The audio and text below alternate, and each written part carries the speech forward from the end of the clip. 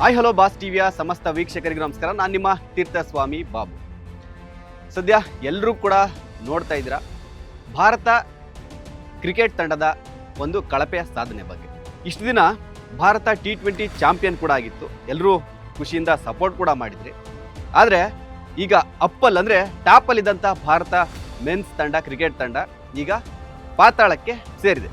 So ಇದಕ್ಕೆ ಕಾರಣ ಸಾಕಷ್ಟು ಜನ ಇದ್ದಾರೆ ಅಂತ ಈಗ ಸೋಷಿಯಲ್ ಮೀಡಿಯಾದಲ್ಲಿ ಟ್ರೋಲ್ ಆಗ್ತಿದೆ. ಅದರಲ್ಲೂ ಕೂಡ ಮುಖ್ಯವಾಗಿ ಕೋಚ್ ಗೌತಮ್ ಗಂಭೀರನ್ನ ಈಗ ಸಾಕಷ್ಟು ಟ್ರೋಲ್ ಮಾಡ್ತಿದ್ದಾರೆ. ಸೊ ಗಂಭೀರನ್ನ ಟ್ರೋಲ್ ಮಾಡೋದು ಎಷ್ಟು ಸರಿ? ಐರ್ಲೆಂಡ್ ವಿರುದ್ಧ ವೈಟ್ ವಾಶ್ ಅನ್ನ ಅನುಭವಿಸಿದ ಭಾರತ, ಅಂದರೆ 2 T20 ಮ್ಯಾಚ್ಗಳನ್ನ ಭಾರತ ಸೋಲುತ್ತೆ. ಅದು ಘಟಾನುಘಟಿ ಬ್ಯಾಟ್ಸ್ಮನ್ಗಳನ್ನ ಇಟ್ಕೊಂಡು ಕೂಡ ಭಾರತ ಸೋಲುತ್ತೆ.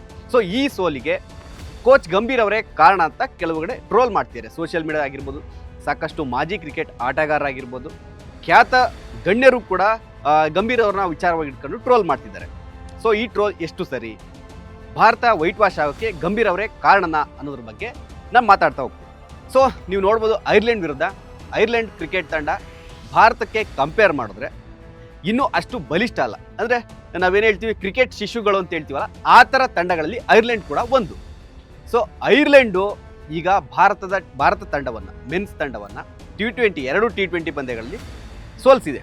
ಒಂದು ಪಂದ್ಯವನ್ನು 34 ರನ್ಗಳಿಂದ, ಇನ್ನೊಂದು ಪಂದ್ಯವನ್ನು 1 ರನ್ಗಳಿಂದ ಸೋಲಿಸಿ ವೈಟ್ ವಾಶ್ ಮಾಡಿ ಭಾರತವನ್ನು ಸೋಲಿಸಿದೆ. ಸೊ ಈ ಸೋಲಿಗೆ ಮುಖ್ಯ ಕಾರಣ ಕೋಚ್ ಗೌತಮ್ ಗಂಭೀರ್ ಅವರೇ ಕಾರಣ ಅನ್ನೋ ಥರ ಈಗ ಸೋಷಿಯಲ್ದಲ್ಲಿ ಚರ್ಚೆ ಆಗ್ತಿದೆ. ಅದರಲ್ಲೂ ಕೂಡ ಐಸ್ಲ್ಯಾಂಡ್ ಕ್ರಿಕೆಟ್ ಮಂಡಳಿ ಗಂಭೀರ್ ಅವ್ರನ್ನ ಟ್ರೋಲ್ ಮಾಡಿ ಒಂದು ಲೈನನ್ನು ಕೂಡ ಬರ್ಕೊಂಡಿದೆ ಅವರೊಂದು ಎಕ್ಸ್ ಖಾತೆಯಲ್ಲಿ. ಏನಂತಂದರೆ, ಭಾರತದ ಕೋಚ್ ಗೌತಮ್ ಗಂಭೀರನ್ನ ನಮ್ಮ ಕ್ರಿಕೆಟ್ ತಂಡದ ಕೋಚ್ ಆಗಿ ನೇಮಿಸಿಕೊಳ್ಳುವ ಯಾವುದೇ ಆಲೋಚನೆ ನಮ್ಮ ಹತ್ರ ಇಲ್ಲ.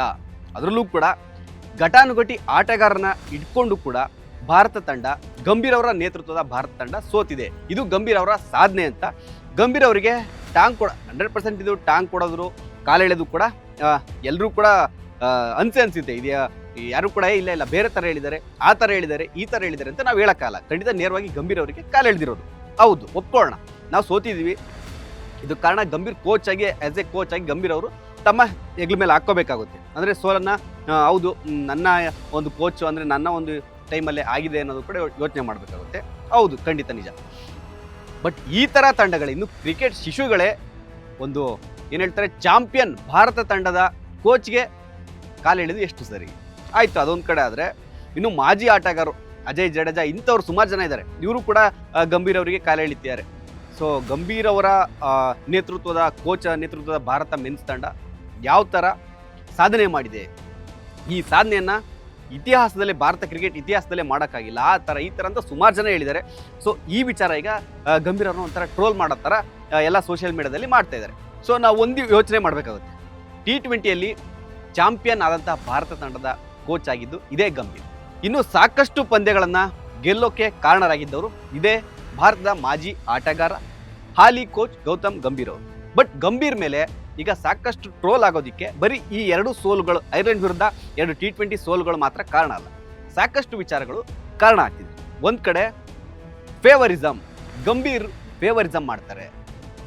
ತಮ್ಮ ಫೇವರೇಟ್ ಆಟಗಾರನ ಮಾತ್ರ ಟೀಮ್ಗೆ ಬರೋದಕ್ಕೆ ಚಾನ್ಸ್ ಕೊಡ್ತಾರೆ. ಪ್ರತಿಭೆ ಇರೋ ಸಾಕಷ್ಟು ಆಟಗಾರರನ್ನ ಅವರು ಗುರುತಿಸೋಲ್ಲ. ಈ ಥರ ಕೂಡ ಒಂದು ಟಾಕ್ ಇದೆ.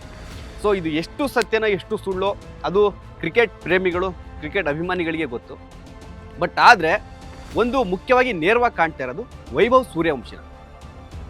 IPL ಆಗಿರ್ಬೋದು, ಸಾಕಷ್ಟು ಅಂಡರ್ 16, ಅಂಡರ್ 14 ಮ್ಯಾಚ್ಗಳಲ್ಲಿ ಒಂದು ತನ್ನದೇ ಆದಂತಹ ಬ್ಯಾಟಿಂಗ್ ಮೂಲಕ ಹೆಸರು ಮಾಡಿರತಕ್ಕಂತಹ ಆಟಗಾರ ಅಂದರೆ ಅದು 15 ವರ್ಷದ ವೈಭವ್ ಸೂರ್ಯವಂಶಿ. ವೈಭವ್ ಸೂರ್ಯವಂಶಿಗೆ ಈ ಐರ್ಲೆಂಡ್ ವಿರುದ್ಧ ಚಾನ್ಸ್ ಕೊಡ್ಬೋದಾಗಿತ್ತು, ಪದಾರ್ಪಣೆ ಮಾಡೋಕ್ಕೆ ಒಂದು ಅವಕಾಶ ಇತ್ತು. ಲಾಸ್ಟ್ ಸೀಸನ್ ಅಂದರೆ ಈ ಸೀಸನ್ನಲ್ಲಿ ವೈಭವ್ ಸೂರ್ಯವಂಶಿ ನೋಡೇ ಇರ್ತಾರೆ ಯಾವ ಥರ ಅದ್ಭುತವಾದಂಥ ಬ್ಯಾಟಿಂಗ್ ಮಾಡಿದ್ರು.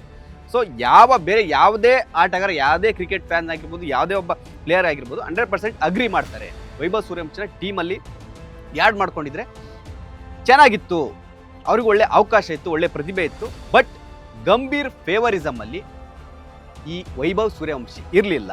ಸೊ ಹಂಗಾಗಿ ಇವರು ಟೀಮ್ ಇಂಡಿಯಾ, ಐರ್ಲೆಂಡ್ ವಿರುದ್ಧದ ಸರಣಿಗೆ ಟೀಮ್ ಇಂಡಿಯಾವನ್ನು ಸೇರ್ಕೊಳ್ಳೋದಕ್ಕೆ ಚಾನ್ಸ್ ಆಗಿಲ್ಲ. ಅದು ಬಿಟ್ಟು ಬೇರೆಯವರೆಲ್ಲ ಸೇರಿಕೊಂಡ್ರು. ಅದರಲ್ಲೂ ಕ್ಯಾಪ್ಟನ್ ಆಗಿ ಅಯ್ಯರ್ ಕೂಡ ಬಂದಿದ್ರು. ಅಯ್ಯರ್ ಲಾಸ್ಟ್ ಸೀಸನಲ್ಲಿ ಅಂತ ಅದ್ಭುತವಾದಂಥ ಪ್ರದರ್ಶನ ಇರಲಿಲ್ಲ, ಆದರೂ ಕೂಡ ಕ್ಯಾಪ್ಟನ್ ಆಗಿ ಬಂದರು. ಬಟ್ ಕ್ಯಾಪ್ಟನ್ ಆಗಿ 2 ಮ್ಯಾಚ್ಗಳನ್ನು, ಅದು ಕೂಡ ಐರ್ಲೆಂಡ್ ವಿರುದ್ಧ, ಭಾರತದ ಕ್ರಿಕೆಟ್ ಇತಿಹಾಸದಲ್ಲೇ ಯಾವತ್ತೂ ಕೂಡ ವೈಟ್ ವಾಶ್ ಆಗಿರಲ್ಲ. ಆ ವೈಟ್ ವಾಶನ್ನು ಒಂದು ಕಪ್ಪು ಚುಕ್ಕೆ ಕಳಂಕ ಈಗ ಶ್ರೇಯಸ್ ಅಯ್ಯರ್ ಅವರ ನೇತೃತ್ವದ ನಾಯಕತ್ವದಲ್ಲಿ ಹೋದಂತಹ ತಂಡದ ಮೇಲೆ ಬಂತು. ಅದೊಂದು ಕಡೆ ಆಗಿ. ಸೊ ವೈಭವ್ ಸೂರ್ಯವಂಶಿ ಮಾತ್ರ ಅಲ್ಲ, ಇದೇ ಥರ ಸಾಕಷ್ಟು ಬೌಲರ್ಗಳು, ಆಲ್ರೌಂಡರ್ಗಳು, ಬ್ಯಾಟ್ಸ್ಮನ್ಗಳು, ಉದಯೋನ್ಮುಖ ಆಟಗಾರರು, ಪ್ರತಿಭಾ ಅಂತ ಆಟಗಾರಿದ್ದಾರೆ.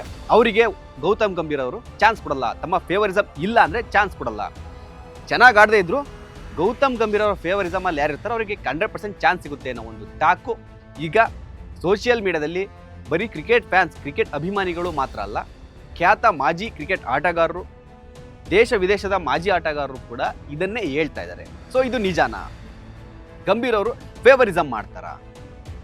ಯಾಕೆ ಈ ಥರ ಮಾಡೋದು? ಇವಾಗ ನೋಡಿ, ವೈಭವ್ ಸೂರ್ಯವಂಶಿ ದ್ರಾವಿಡ್ ಅವರ ಒಂದು ಬತ್ತಳಿಕೆಯಲ್ಲಿ ಇರ್ತಕ್ಕಂಥ ಒಬ್ಬ ಪ್ರತಿಭಾವಂತ ಆಟಗಾರರಲ್ಲಿ ಯಾವುದೇ ಮಾತಿಲ್ಲ. ದ್ರಾವಿಡ್ ಅವರೇ ವೈಭವ್ ಸೂರ್ಯವಂಶಿನ ಗುರುತಿಸಿ ಈ ಲೆವೆಲ್ಗೆ ಬರೋದಕ್ಕೆ ಕಾರಣ ಆಯಿತು. ಅದೇ ಗಂಭೀರ್ ಅವರೇನಾದರೂ ಅವನ ವೈಭವ್ ಸೂರ್ಯವಂಶಿನ ಪಿಕ್ ಮಾಡಿದರೆ 100% ಟೀಮ್ ಇಂಡಿಯಾದಲ್ಲಿ ಇರ್ತಾ ಇದ್ರು. ಸೊ ಅವ್ರು ಪಿಕ್ ಮಾಡಿಲ್ಲ, ಅವ್ರು ಎಂಥ ಪ್ರದರ್ಶನ ಕೊಟ್ಟರು ಸೇರ್ಕೊಳ್ಳೋದಕ್ಕೆ ಚಾನ್ಸ್ ಸಿಗ್ತಾ ಇಲ್ಲ ಅನ್ನೋ ಟಾಕ್ ಕೂಡ ಇದೆ. ಸೊ ಇನ್ನು ಗಂಭೀರ್ ಅವರ ಕೋಚ್ ಅಂದರೆ ಈ ಒಂದು ಕೋಚ್ ಆದಂಥ ನಂತರ ಸಂದರ್ಭದಲ್ಲಿ ಭಾರತ ಪುರುಷರ ಕ್ರಿಕೆಟ್ ತಂಡ ಯಾವ ಥರ ಸಾಧನೆ ಮಾಡಿದೆ, ಅದರಲ್ಲೂ ಕೂಡ ಸೋಲು, ಕಳಪೆ ಸಾಧನೆಗಳು ಕೂಡ ಇದೆ. ಏನೇನಿದೆ ಅನ್ನೋದನ್ನು ಹೇಳ್ತಾ ಹೋಗ್ತೀನಿ ನೋಡಿ. ಮೊದಲನೇದಾಗಿ ಐರ್ಲೆಂಡ್ ವಿರುದ್ಧ ವೈಟ್ ವಾಶ್, ಲಾಸ್ಟ್ 2 ಮ್ಯಾಚ್ ಆಯ್ತಲ್ಲ ಗೊತ್ತಲ್ಲ, ಅದೇ ವೈಟ್ ವಾಶು ಭಾರತ ತಂಡದ ಒಂದು ಕಳಪೆ ಸಾಧನೆ. ಇದು ಕ್ರಿಕೆಟ್ ಇತಿಹಾಸದಲ್ಲೇ ಭಾರತ ತಂಡ ಐರ್ಲೆಂಡ್ ವಿರುದ್ಧ ಹಾಗೂ ದ್ವಿಪಕ್ಷೀಯ ಸರಣಿ ಸೋತಿರುವುದು ಇದೇ ಮೊದಲು. ಅಂದರೆ ರೆಕಾರ್ಡ್ ಇದು.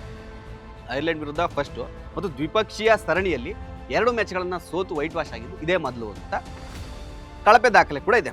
ಅದಾದಮೇಲೆ ನ್ಯೂಜಿಲೆಂಡ್ ವಿರುದ್ಧ ಸರಣಿ ಸೋಲು 2024ರಲ್ಲಿ. ಸೊ ಯಾವಾಗಲೂ ಕೂಡ ಗೌತಮ್ ಗಂಭೀರ್ ಅವರು ಕೂಡ ಕೋಚ್ ಆಗಿದ್ದರು. ಸೊ ಇಲ್ಲಿ ಭಾರತ 0-3 ಅಂತರದಿಂದ ಕ್ಲೀನ್ ಸ್ವಿಪ್ ಮುಖಭಂಗ ಅನುಭವಿಸುತ್ತದೆ. 3 ಮ್ಯಾಚ್ಗಳನ್ನು ಸೋತು ನ್ಯೂಜಿಲೆಂಡ್ಗೆ ಶರಣಾಗುತ್ತೆ. ಇದು ಕೂಡ ಒಂದು ಕಳಪೆ ಸಾಧನೆ, ಅಂದರೆ ಗಂಭೀರ್ ಅವರ ನೇತೃತ್ವದ ಕೋಚ್ ಆಗಿದ್ದಂಥ ಸಂದರ್ಭದಲ್ಲಿ.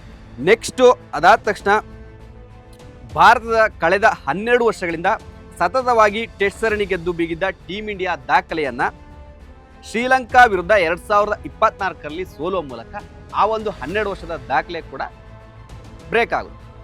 ಸೊ ಇದು ಕೂಡ ಗಂಭೀರ್ ಅವರ ಕೋಚ್ ಆಗಿದ್ದಂಥ ಸಂದರ್ಭ. ಸೊ ಇನ್ನು ಮುಖ್ಯವಾಗಿ ಬಾರ್ಡರ್ ಗವಾಸ್ಕರ್ ಸರಣಿ ಸೋಲು 2024-25ರಲ್ಲಿ ಒಂದು ಆಸ್ಟ್ರೇಲಿಯಾ ಪ್ರವಾಸದಲ್ಲಿರುತ್ತೆ ಬಾರ್ಡರ್ ಗವಾಸ್ಕರ್ ಟೆಸ್ಟು. ಸೊ ಇದರಲ್ಲಿ ಭಾರತ 1-3 ಅಂತರದಿಂದ ಸೋಲುತ್ತೆ. ಇದು ಕೂಡ ಗಂಭೀರ್ ಅವರು ಕೋಚ್ ಆಗಿದ್ದಂಥ ಸಂದರ್ಭದ ಒಂದು ಸೋಲು. ಇನ್ನು 2025ರಲ್ಲಿ ಸೌತ್ ಆಫ್ರಿಕಾ ವಿರುದ್ಧ ಸರಣಿ ಸೋಲು, ಅದು ಕೂಡ 2-0 ಅಂತರದಿಂದ ಹೀನಾಯವಾಗಿ ಸರಣಿಯನ್ನು ಸೋಲುತ್ತೆ. ಇದರಲ್ಲಿ ಸಾಕಷ್ಟು ಹೀನಾಯ ದಾಖಲೆಗಳು ಕೂಡ ಇದೆ. ಇದು ಜಸ್ಟ್ ಎಕ್ಸಾಂಪಲ್. ಗಂಭೀರ್ ಕೋಚ್ ಆಗಿದ್ದಾಗ ಯಾವುದೇ ಮೇನ್ ಯಾವುದೇ ಸೋತ್ರು ಅನ್ನೋದು ಕೂಡ ಎಕ್ಸಾಂಪಲ್. ಬಟ್ T20 ಚಾಂಪಿಯನ್ನೇ ಆದರೂ ಕೂಡ ಸಾಕಷ್ಟು ಮ್ಯಾಚ್ಗಳನ್ನು ಗೆದ್ದಿದ್ದಾರೆ, ಅದು ಬೇರೆ ಪ್ರಶ್ನೆ. ಬಟ್ ಸರಾಸರಿ ಕೆಲವರು ಹೇಳ್ತಾರೆ ಐರ್ಲೆಂಡ್ ವಿರುದ್ಧ 2 ಮ್ಯಾಚ್ ಸೋಲ್ ತಕ್ಷಣ ಏನು ಗಂಭೀರ ಆ ಥರ ಈ ಥರ ಅಂತ ಬಂದ್ಬಿಡ್ತೀರಾ ಅಂತಾರೆ. ಖಂಡಿತ ಹೌದು. ಬಟ್ ಇದು 2 ಮ್ಯಾಚ್ ಅಷ್ಟೇ ಅಲ್ಲ ಸೋತಿರೋದು, ಸಾಕಷ್ಟು ಸರಣಿಗಳನ್ನು ಸೋತಿದ್ದಾರೆ. ಅದರಲ್ಲೂ ಕೂಡ ವಿದೇಶಗಳಲ್ಲಿ ಟೆಸ್ಟ್ ಆಗಿರ್ಬೋದು, ಬಾರ್ಡರ್ ಗವಾಸ್ಕರ್ ಆಗಿರ್ಬೋದು, ಶ್ರೀಲಂಕಾ ವಿರುದ್ಧ ಆಗಿರ್ಬೋದು, ಸೌತ್ ಆಫ್ರಿಕಾ ವಿರುದ್ಧ ಆಗಿರ್ಬೋದು, ಸಾಕಷ್ಟು ಮ್ಯಾಚ್ಗಳನ್ನು ಸೋತಿದ್ದೀವಿ. ಸೊ ಅಷ್ಟು ಸೋಲುಗಳನ್ನು ಮರೆಯೋದಕ್ಕೆ ಭಾರತ ಅದ್ಭುತವಾದಂಥ ಪ್ರದರ್ಶನ ಕೊಟ್ಟು ಚಾಂಪಿಯನ್, ಕೆಲವು ಸರಣಿಗಳನ್ನು ಗೆದ್ದಿದೆ, ಟ್ರೋಫಿಗಳನ್ನು ಮುಡಿಗೇರಿಸಿಕೊಂಡಿದೆ, ಅದರಲ್ಲಿ ಯಾವುದೇ ಡೌಟ್ ಇಲ್ಲ. ಬಟ್ ಗಂಭೀರ್ ಅವರ ಒಂದು ವ್ಯಕ್ತಿತ್ವ, ಪರ್ಸ್ನಾಲಿಟಿ ಈಗ ತುಂಬ ಚರ್ಚೆ ಆಗ್ತಿದೆ, ಟ್ರೋಲ್ ಆಗ್ತಿದೆ. ಫೇವರಿಸಮ್ ಒಂದು ಕಡೆ, ಫೇವರಿಸಮ್ ಗಂಭೀರ್ ಒಂದು ಕಡೆ. ಗಂಭೀರ್ ಅವ್ರನ್ನ ಏನಾದ್ರು ಎದುರಾಕೊಂಡವ್ರನ್ನ ಯಾವುದೇ ಕಾರಣಕ್ಕೂ ಟೀಮ್ ಇಂಡಿಯಾದಲ್ಲಿ ಇರೋದಕ್ಕೆ ಬಿಡಲ್ಲ ಅನ್ನೋ ಥರ ಕೂಡ ಟಾಕ್ ಇದೆ. ಬಟ್ ಅದು ಸುಳ್ಳು ಅನ್ಸುತ್ತೆ. ಯಾಕೆಂದರೆ ನೀವು ನೋಡ್ಬೋದು, ಇವಾಗ ಕೊಹ್ಲಿ ಕೂಡ ಇದ್ದಾರೆ.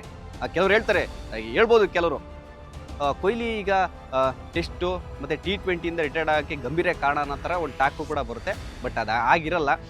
ಬಟ್ ಗಂಭೀರ್ ಅಂತಾರೆ ಅಂದರೆ ಕೋಪಿಷ್ಟ ವ್ಯಕ್ತಿತ್ವ ಒಂಥರ ಈ ಥರ ವ್ಯಕ್ತಿತ್ವದಲ್ಲಿ ಇರ್ತಾರೆ. ಬಟ್ ಫೇವರಿಸಮ್ ಇಲ್ಲ ಅಂತ ನಾವು ಹೇಳೋಕ್ಕಾಗಲ್ಲ, ಫೇವರಿಸಮ್ ಇದ್ದೇ ಇರುತ್ತೆ. ಸೊ ಯಾಕೆಂದರೆ ವೈಭವ್ ಸೂರ್ಯವಂಶಿನೇ ಎಕ್ಸಾಂಪಲ್ಲು. ಇವಾಗ ಅದ್ಭುತವಂಥ ಆಟಗಾರ, ಅದರಲ್ಲಿ ಯಾವುದೇ ಡೌಟ್ ಇಲ್ಲ. ಬಟ್ ಒಂದು ಚಾನ್ಸ್ ಕೊಡ್ಬೋದಾಗಿತ್ತಲ್ಲ ಐರ್ಲೆಂಡ್ ವಿರುದ್ಧ ಅನ್ನೋದು ಕೂಡ ಈಗ ಎಲ್ಲ ಕಡೆ ಚರ್ಚೆ ಆಗ್ತಿದೆ. ಸೊ ಇದ್ರ ನಡುವೆ ಇನ್ನೊಂದು ವಿಚಾರ ಏನಂತಂದರೆ, ಕೋಚನ್ನೇ ಬದಲಾವಣೆ ಮಾಡಬೇಕು. ಗಂಭೀರ್ ಈಗ ಅಟ್ ಪ್ರೆಸೆಂಟು ಭಾರತ ತಂಡವನ್ನು ಮುನ್ನಡೆಸೋಕ್ಕೆ ಅಂದರೆ ಕೋಚ್ ಆಗಿ ಯಾವುದೇ ಕಾರಣಕ್ಕೂ ಅವರು ಎಲಿಜಿಬಿಲಿಟಿ ಕಲ್ಕೊಂಡಿದ್ದಾರೆ, ಅದಿಲ್ಲ, ಆ ಒಂದು ಅರ್ಹತೆ ಅವರಿಗೆ ಈಗ ಇಲ್ಲ ಅನ್ನೋ ಥರ ಕೆಲವು ಟಾಕ್ ಬರ್ತಿದೆ. ಚೇಂಜ್ ಆಗಬೇಕಾ ಬೇಡವಾ, ಯಾರಾದರೆ ಬೆಟರು ಅನ್ನೋ ಥರ ಸಾಕಷ್ಟು ಆಪ್ಷನ್ಗಳು ಕೂಡ, ಸಾಕಷ್ಟು ಹೆಸರುಗಳು ಕೂಡ ಓಡಾಡ್ತಿದೆ. ಸೊ ಕೆಲವರು ಅವರವರಿಗೆ ಗೊತ್ತಿರ್ತಕ್ಕಂಥ ಆಟಗಾರ ಅಥವಾ ಅವ್ರ ಅವ್ರಿಗೆ ಯಾರಿಗೆ ಫೇವ್ರೇಟ್ ಇರ್ತಾರೋ ಅವ್ರನ್ನ ಆಟಗಾರನ್ನ ಸಜೆಸ್ಟ್ ಮಾಡ್ತಿದ್ದಾರೆ ಮಾಜಿ ಆಟಗಾರನ. ಬಟ್ ಗಂಭೀರ್ ಅವ್ರನ್ನ ಚೇಂಜ್ ಮಾಡ್ತಾರ ಬರೀ 2 ಸೋಲುಗಳಿಗೆ ಅನ್ನೋದನ್ನ ಎಲ್ಲರೂ ಕೂಡ ಕಾದು ನೋಡಬೇಕಿದೆ. ಬಟ್ ಇನ್ನೊಂದು ವಿಚಾರ ಅಂದರೆ ನಾವು 2 ಸೋಲುಗಳಿಂದ ಒಂದು ಸರಣಿ ವೈಟ್ ವಾಶ್ ಆದ ತಕ್ಷಣ ನಾವು ಯಾರನ್ನೂ ಕೂಡ ಯಾವ ಪ್ರತಿಭೆಯನ್ನು ಕೂಡ ಯಾವ ಆಟಗಾರನೂ ಕೂಡ ಅಳೆಯೋದಕ್ಕೆ ಸಾಧ್ಯ ಇಲ್ಲ. ಯಾಕೆಂದರೆ ಅವ್ರದ್ದೇ ಆದಂತಹ ಪ್ರದರ್ಶನ, ಅವ್ರದ್ದೇ ಆದಂಥ ಒಂದು ಕೆಪಾಸಿಟಿ, ಅವ್ರದ್ದೇ ಆದಂಥ ಒಂದು ಆಟ ಖಂಡಿತ ಇದ್ದೇ ಇರುತ್ತೆ.